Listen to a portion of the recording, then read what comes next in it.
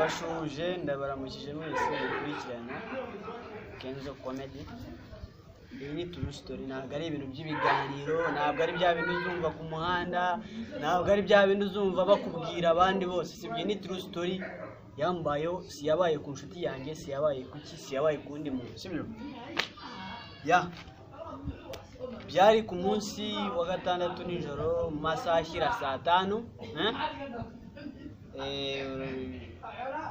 Nubwo ndimo kubabwira iyi nkuru aho byabereye ntabwo ari ho ndi, ahubwo ngubu ndi mu gihugu cya Kenya ahazwi nka Nairobi. Sibyo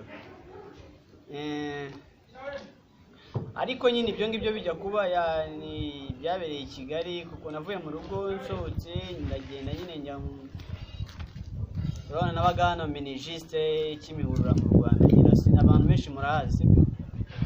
Sibyo ndagenda mvayo njya hitwa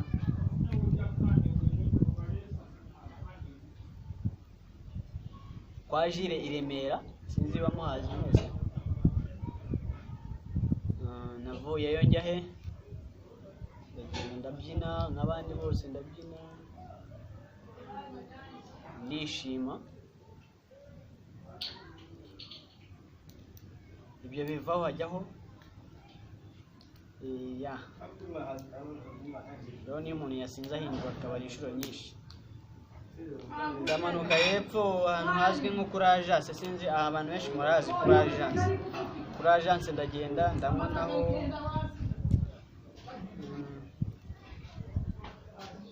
mwa n'inzoga zitari nkeya, ndanywa ibyo bivaho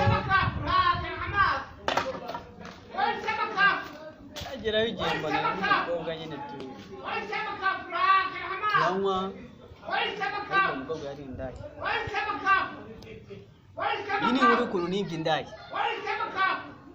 Turangije turagenda tujya he muri agence, hari ahandi hirya yaho gato hitwa muri Albatros, sinzi bamuhazi. Turanywa turishima, asaba ko twaryamana arabyemera.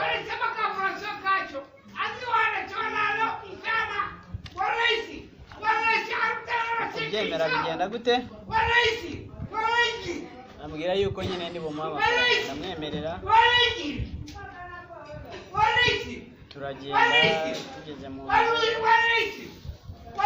nari namuguriye mistingi 50. ndavuga ni none reka nze kugira iki, reka nze kugarurizamo nyine. Turaryama dukora ibyo dukora, tumaze kubikora arasinzira. Mu gusinzira njya mu baga yende kugira ngo ndebe ko harimo amafaranga. Ikintu cyambabaje nasanzemo igiceri cy'ijana. Igiceri cy'ijana n'agatelefone gatoya k'udupesi kamwe ka matushe. Ndababara cyane bitewe na mistingi zanjye yari yangoye kunywa mistingi 50, cyo kwa namukuyeho uduturo nka 2 gusa. Iyi ni inkuru y'ukuntu nibye indaya.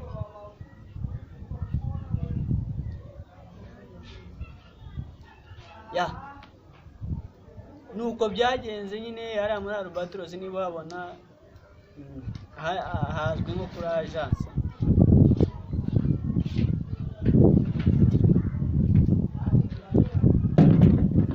Kora subscribe, like na share, comment hasi ubundi twimanukire.